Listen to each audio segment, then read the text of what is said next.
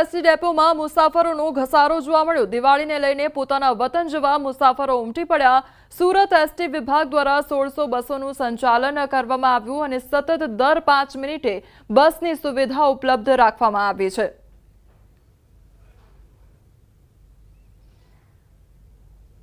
પ્રકાશનો પર્વ દિવાળી અને દિવાળીની આજથી જ્યારે શરૂઆત થઈ રહી છે ત્યારે ગુજરાતનું આર્થિક પાટનગર ગણાતું સુરત કે જ્યાં રોટીની તરાશમાં આવીને અલગ અલગ રાજ્યના અને ગુજરાતના અલગ અલગ જિલ્લા અને તાલુકાના લોકો વસેલા છે, ત્યારે આજથી દિવાળી શરૂ થતાની સાથે જ લોકો પોતાના વતન તરફ નીકળી રહ્યા છે। ખાસ કરીને વતન જવા માટે તંત્ર દ્વારા મોટા પ્રમાણમાં ટ્રેનો તો મૂકવામાં આવી છે, પણ એસટી નિગમ દ્વારા અલગ અલગ રૂટો પર બસો મૂકવામાં આવી છે। કહી શકાય આ વર્ષે 1600 કરતાં વધુ એસટી બસો દ્વારા એક્સ્ટ્રા ટ્રીપો મારવામાં આવશે। જો સૌરાષ્ટ્ર વિસ્તાર હોય અને કોઈ એક ગામ અથવા તો એક જિલ્લા માટે બસ માંગવામાં આવે છે તો એસટી વિભાગ દ્વારા બસ તેમની સોસાયટી ખાતે મોકલવામાં આવે છે, ત્યાંથી ભરાઈને બસ સૌરાષ્ટ્ર તરફ નીકળી રહી છે। દાહોદ, ગોધરા સહિત અલગ અલગ જિલ્લા, અલગ અલગ તાલુકા માટે બસો મૂકવામાં આવી રહી છે। સતત બસોથી ભરેલું આ બસ સ્ટેશન છે, કારણ કે બસ આવતાની સાથે જ ગણતરીની મિનિટોમાં બસ ભરાઈ જાય છે અને અહીંથી અલગ અલગ જગ્યાઓ પર જવા રવાના થાય છે। કહી શકાય કે એસટી વિભાગ દ્વારા દર વર્ષની જેમ આ વર્ષે પણ 1600 કરતાં વધુ બસો લોકોને તેમના ઘર, તેમના વતન સુધી પહોંચાડવા માટેની તંત્ર દ્વારા તૈયારી કરવામાં આવી છે। કેમેરામેન જીગર ગૂગલ સાથે કીર્તેશ પટેલ, ન્યૂઝ 18 ગુજરાતી, સુરત। પરિક્રમા 2 થી 5 નવેમ્બર વચ્ચે યોજાશે। યાત્રાની તૈયારીઓ અંગે તંત્ર દ્વારા મહત્વપૂર્ણ બેઠક યોજાઈ હતી। સંયુક્ત બેઠકમાં સાધુ સંતો, સામાજિક સંસ્થાઓના આગેવાનો અને અધિકારીઓ ઉપસ્થિત રહ્યા હતા। બેઠકમાં પરિક્રમાની વ્યવસ્થાઓ જેમ કે અન્ન ક્ષેત્ર, પીવાનું પાણી, સફાઈ, ટ્રાફિક અને આરોગ્ય સેવાઓ અંગે સૂચનો આપવામાં આવ્યા હતા। મંત્રીમંડળમાં જાતિ અને જિલ્લાના સમીકરણો સધાયા છે। દાદાની નવી ટીમમાં જ્ઞાતિના ગણિતનું બેલેન્સ કરવામાં આવ્યું છે। સીએમ સહિત 7 પાટીદાર તેમજ 8 ઓબીસી અને 4 એસટી તેમજ 3 એસસી મંત્રીનો સમાવેશ કરવામાં આવ્યો છે। મંત્રીમંડળમાં 1 બ્રાહ્મણ અને 1 જૈનનો સમાવેશ કરવામાં આવ્યો છે। નવા મંત્રીમંડળમાં ઓબીસી જ્ઞાતિનું સૌથી વધુ પ્રભુત્વ જોવા મળી રહ્યું છે, તો મંત્રીમંડળમાં પાટીદાર સમાજનું પ્રભુત્વ જોવા મળી રહ્યું છે। બીજા ક્રમે જાતિ ઉપરાંત જિલ્લાનું પણ સચવાયું છે બેલેન્સ। નવા મંત્રીમંડળમાં સૌરાષ્ટ્રનું કદ સૌથી વધુ જોવા મળી રહ્યું છે। નવા મંત્રીમંડળમાં સૌરાષ્ટ્રમાંથી 9 એમએલએનો સમાવેશ કરવામાં આવ્યો છે, તો ઉત્તર ગુજરાતની વાત કરીએ તો ઉત્તર ગુજરાતમાંથી 3 મંત્રીઓનો સમાવેશ કરવામાં આવ્યો છે। દક્ષિણ ગુજરાતમાંથી 6, જ્યારે મધ્ય ગુજરાતમાંથી 5 અને કોંગ્રેસમાંથી આવેલા 1 નેતાનો સમાવેશ કરવામાં આવ્યો છે। કોંગ્રેસથી આવેલા 4 એમએલએ પૈકી ફક્ત 1નો જ સમાવેશ કરાયો છે। કેબિનેટમાં એક પણ મહિલાનો સમાવેશ કરવામાં આવ્યો નથી।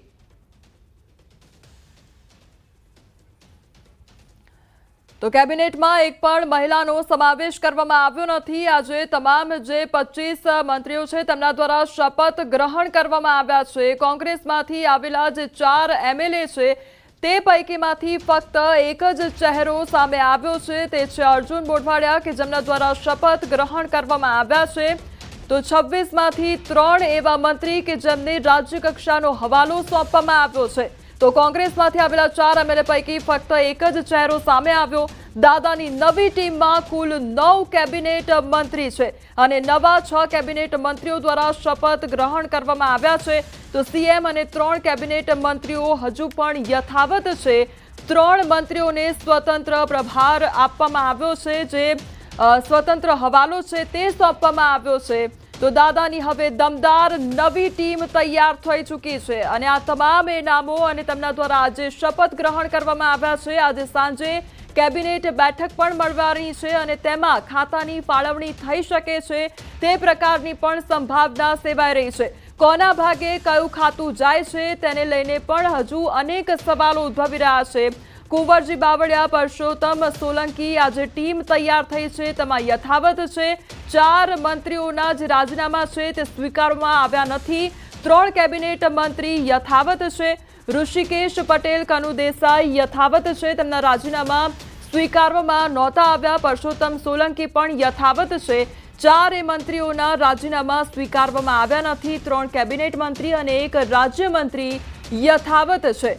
ઋષિકેશભાઈ પટેલ, કનુ દેસાઈ યથાવત રાખવામાં આવ્યા છે, તો કુંવરજી બાવળિયા તેમજ પરસોત્તમ સોલંકી પણ આ ટીમમાં યથાવત છે.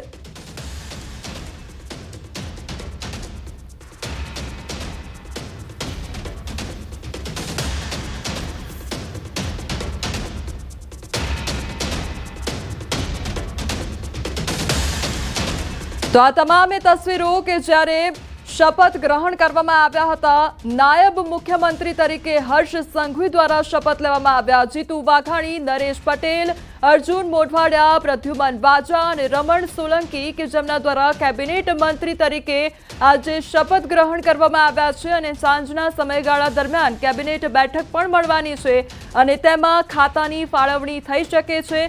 સૌથી પહેલા હર્ષ સંઘવી દ્વારા શપથ ગ્રહણ કરવામાં આવ્યા.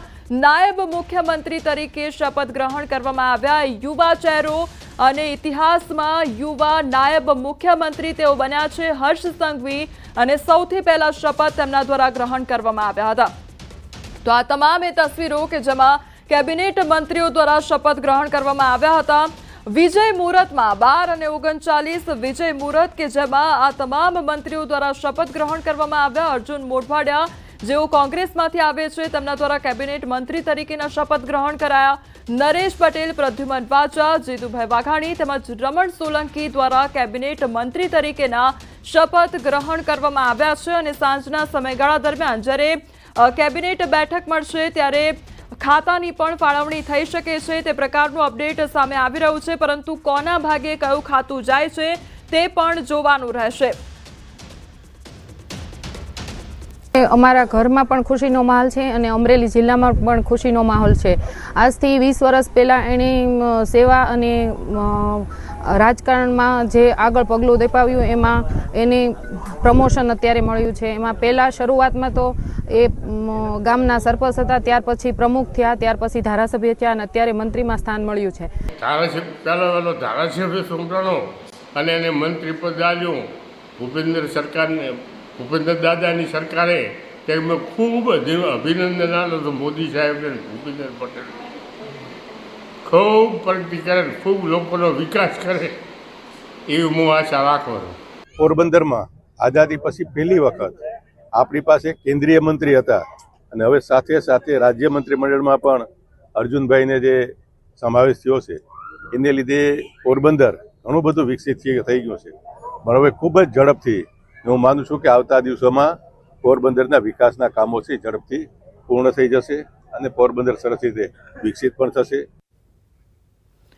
તો છેલ્લા 19 વર્ષમાં સૌથી મોટું આ મંત્રીમંડળ જોવા મળી રહ્યું છે અને છેલ્લે 2006માં 26 લોકોનું મંત્રીમંડળ હતું અને દાદાની નવી ટીમમાં આ વખતે 26 સભ્યો જોવા મળી રહ્યા છે. સૌથી પહેલી વાત કરવામાં આવે તો 2006માં 26નું મંત્રીમંડળ હતું. નરેન્દ્ર મોદી સરકારમાં આ જે નરેન્દ્ર મોદીના નેતૃત્વ હેઠળ જ્યારે નરેન્દ્ર મોદી સીએમ હતા ત્યારે તેમના હેઠળ 26 સભ્યોનું મંત્રીમંડળ હતું. ત્યારબાદ 19 સભ્યોનું મંત્રીમંડળ હતું. ત્યારબાદ 23 સભ્યો અને આનંદીબેન પટેલ જ્યારે સીએમ બન્યા ત્યારે તેમના અંડર એટલે કે લગભગ 24 સભ્યોનું મંત્રીમંડળ હતું. વિજય રૂપાણીની અંદર 25 સભ્યોનું મંત્રીમંડળ હતું.